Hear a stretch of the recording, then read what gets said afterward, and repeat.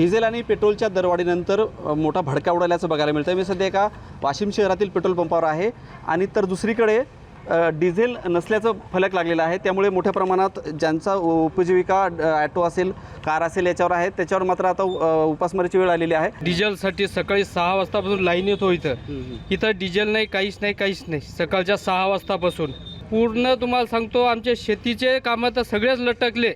आता हळद न लावायची, हळद अटकेले, नागटी पंजी पूर्ण चक्क बंद राहिले डिझेल पायी.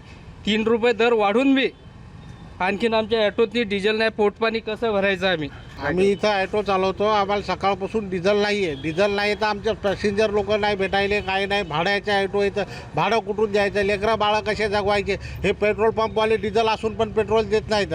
ते म्हणतात भाववाढे वगैरे ठीक आहे. आपल्या ते भाववाढीचं त्याचं तर काय घेणे नाही. महत्त्वाचं आपल्याला डिझेल भेटणं आहे. आता सकाळी 6 वाजतापासून आलो, नंबर लागला, डिझेल संपलं तिथलं.